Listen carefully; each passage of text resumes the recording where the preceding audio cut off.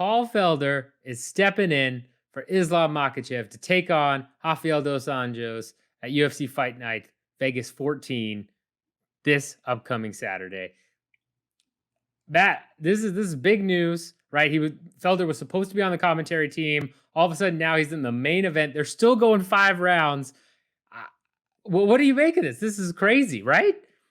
No, yeah, it's crazy. Not only just stepping up on 5 days' notice to face a former champ, but I mean that just shows your confidence right there, right? Confidence in your abilities.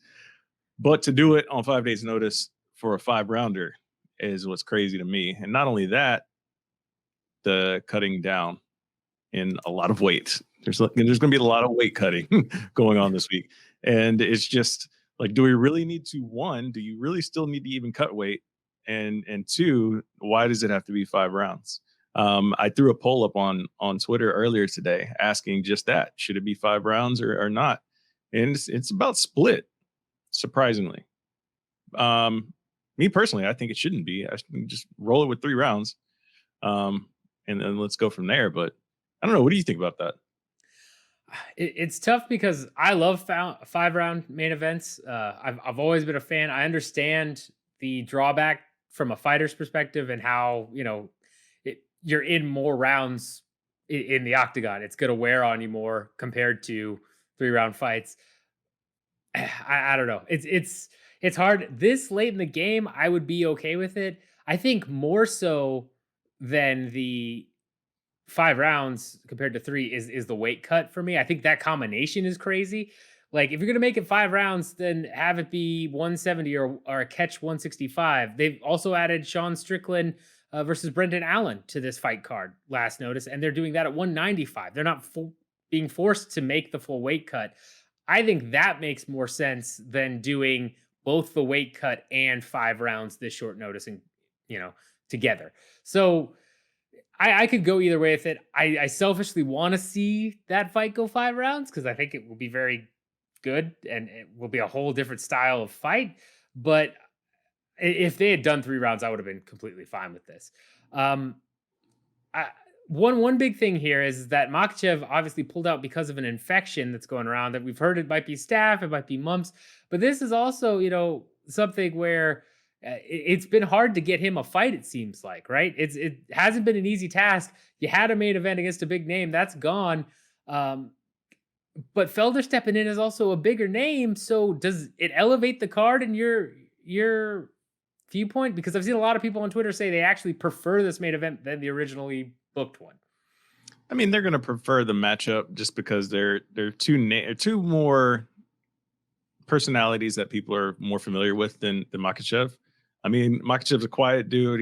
He stays to himself, very much like Khabib, but he's not Khabib.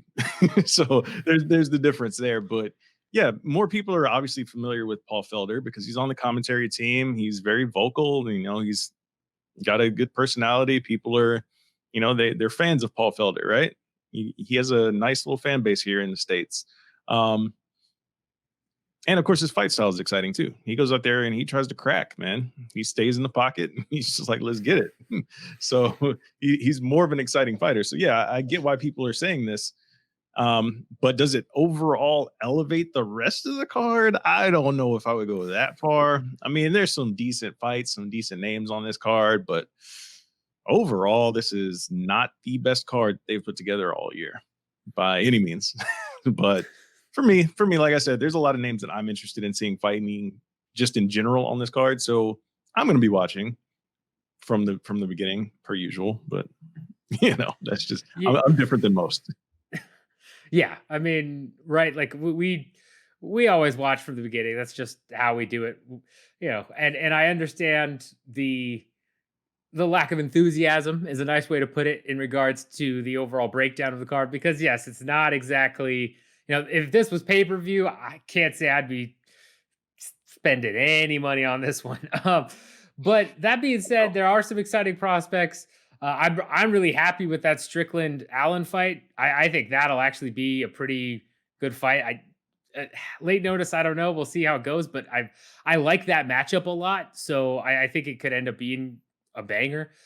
But another question in all this is, I saw especially if you look at the odds, right? Was negative 500 for Makachev going into this matchup against RDA. And now you've got Felder coming in here. In your opinion, did RDA get an easier matchup here? Or does he have stylistically, is this a better style for him to go up against?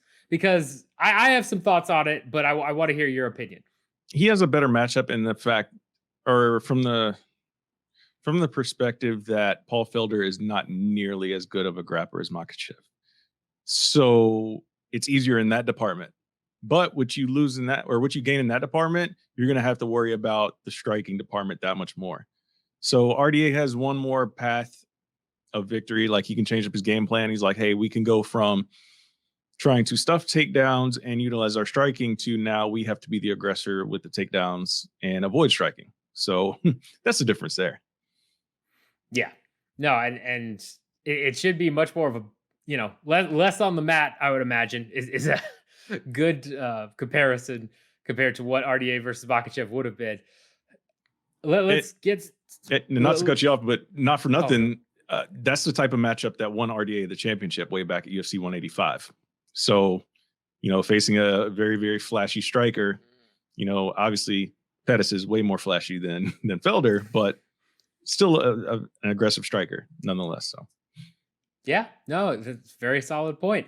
Let's dive right into the prediction then. Do you think RDA gets this done?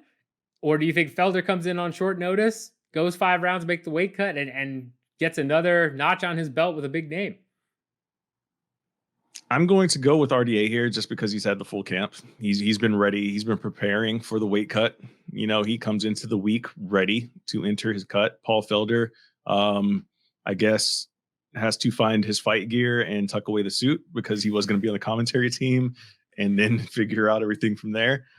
But it's a must-win fight no matter who it is for RDA. I mean, he's lost 4 out of his last 5. So he's got to go out there and get a dub. And I think he's going to be either it's one of those fights where it's put up or shut up time for him. And I know he's a former champ, and I don't know that the UFC is going to necessarily kick him out of the door if he drops another one to go 3 in a row. But I think it's a time for him to remind people of who he is. And no better way to do that than get an opponent on short notice who has to cut a lot of weight when he wasn't, preparing for that outside of, longer than 5 days. So, yeah, no, I think I get why Felder is doing this. That's just Felder's style. Makes sense. But I think this is a risky matchup for him in a lot of ways. I was not sold on the narrative that Makhachev should be a negative 500 favorite against RDA. I was ready to throw some money down on RDA just because if you look at RDA, he, to me, seems to mimic a one Cowboy Cerrone in that, Cerrone went up to 170, got a couple of names under his belt, but once he got into, the top 15 and the bigger guys, he was such a smaller dude. He couldn't, utilize that same game and style that he normally does, and he was beaten soundly. He goes back down to 155. He wins some big fights, right? He gets right up there. He gets a Tony Ferguson bout that if he beats Tony Ferguson there at UFC 238, that's it. He's probably getting a title shot again. Then he gets Justin Gage. He gets, knocked out there. And that's not to say that, Cowboy is completely shot, but it's one of those things where he had such an easier time fighting at 155. And despite the weight cut and everything else, you could just tell he had a much bigger advantage. I think the same is going to prove true for RDA here.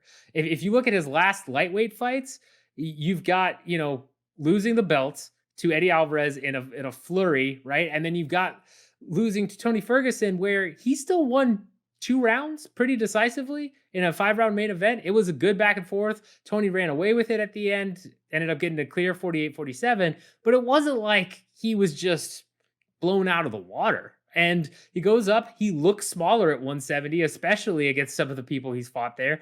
And, I think he comes back down, he looks bigger again.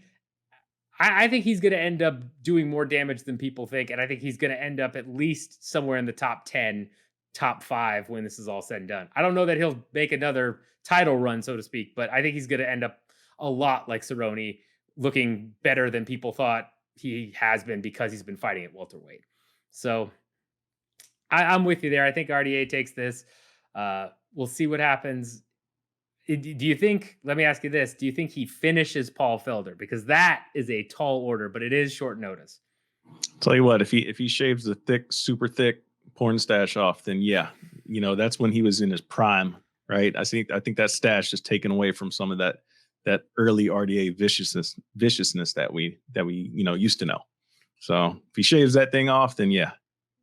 All right, I'll so go with the you heard it, you heard it here, folks. Bet the house on an RDA finish if he's not sporting that stash come Saturday morning. If he has to, trim that extra pound, make the weight, just trim that stash off. There you go.